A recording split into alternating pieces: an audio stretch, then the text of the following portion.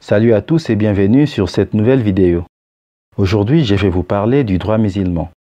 Mais avant cela, je vous demande de vous abonner à notre chaîne et d'activer la cloche de notification pour ne plus manquer nos prochaines vidéos.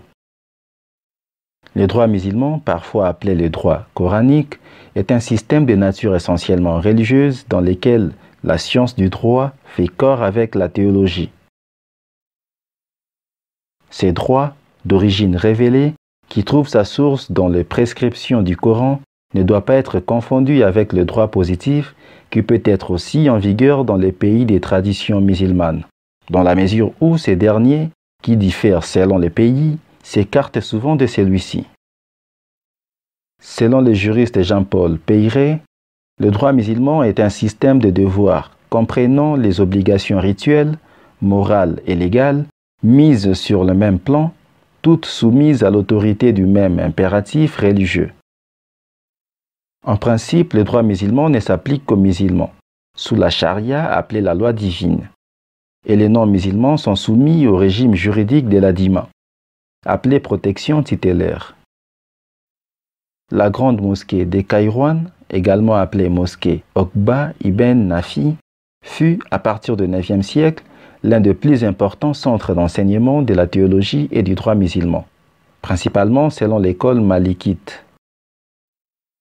Le droit musulman a plusieurs sources, dont les sources fondamentales que sont les Corans et les Sunnas d'une part, et d'autre part les sources secondaires, fondées sur la raison humaine, qui comprennent les consensus des juristes, les raisonnements analogiques et l'interprétation. La coutume et la loi ne sont pas officiellement sources du droit musulman, mais ont permis d'adapter le droit d'origine religieuse à la diversité de pays et des cas. Une jurisprudence diverse s'est développée selon les régions en fonction des 4 écoles principales pour le sunnisme et 2 autres pour le chiisme. L'élaboration des sciences du droit par chacune de ces écoles a, en théorie et pour l'essentiel, pris fin au Xe siècle avec la fermeture de la porte de l'interprétation, ce qui implique le caractère archaïque et désuet de nombreuses de ces institutions. Toutefois, cette idée de la fermeture de la porte d'interprétation est très controversée et de nombreux juristes ont continué par la suite à réfléchir sur le droit musulman et à poursuivre l'effort de leurs prédécesseurs. La colonisation a réduit l'étendue du droit musulman principalement au statut personnel, comme le droit du mariage, etc. Des efforts de modernisation ont été faits dans certains pays, comme la Turquie, l'Égypte, la Tunisie, etc., au XXe siècle. Le droit pénal musulman a été délaissé par les juridictions d'État de tradition musulmane, bien que le poids de l'islam contemporain ait conduit certains États à les réhabiliter partiellement, comme la Libye de 1972 à 1974, Pakistan en avril 1979, l'Iran en 1979, le Soudan au début des années 80, le Koweït dans les années 80 et en Égypte après les référendums du mai 1980. Dans les autres domaines juridiques, tels que le droit constitutionnel, droit public, etc., les réformes au XIXe et au XXe siècle ont conduit à une harmonisation croissante du droit avec les principes internationaux tels que ratifiés au plan national. Celle-ci n'empêche pas à un certain nombre de systèmes juridiques nationaux de faire allusion aux principes du droit musulman dans leur constitution, comme au Maroc, en Algérie, en Mauritanie, au Yémen, en Iran, au Pakistan, au Soudan et en Égypte.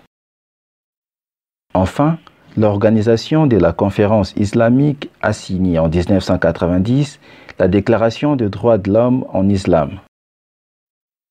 Le droit musulman s'appuie sur 4 sources principales qui constituent le charia, la loi divine.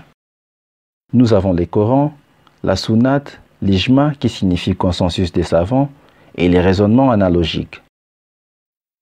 Les juges s'appuient principalement sur les livres où sont exposées les solutions consacrées par l'Ijma et non sur les Corans ou les recueils des traditions. Les juges qui s'aventureraient à interpréter de sa propre autorité le passage du Coran ou à apprécier lui-même l'authenticité probable de hadith commettraient un acte aussi contraire à l'orthodoxie que les croyants catholiques qui prétendaient fixer avec le seul lumière de son intelligence individuelle et l'essence des textes invoqués par l'Église à l'appui de ses dogmes. Cette troisième source de droit musulman, l'ijma, a une importance pratique exceptionnelle. C'est à leur consécration par elle que toutes les règles du fiqh, quelle que soit leur origine première, doivent leur applicabilité actuelle. Pour aller plus loin, je vous recommande les Qessej, le droit musulman. Le droit musulman s'applique à des communautés qui, réparties sur les 4 continents, connaissent des situations politiques, économiques et sociales très différentes selon les États. Cet ouvrage expose les caractères généraux du droit musulman, ses principes fondamentaux, son évolution et ses fondements théoriques. Son but est de faire découvrir les raisonnements de docteurs de la loi à ceux qui les connaissent peu ou à travers les médias, lesquels véhiculent souvent une image imparfaite et déformée. Si vous avez aimé cette vidéo, n'hésitez pas à liker et de la partager avec votre entourage.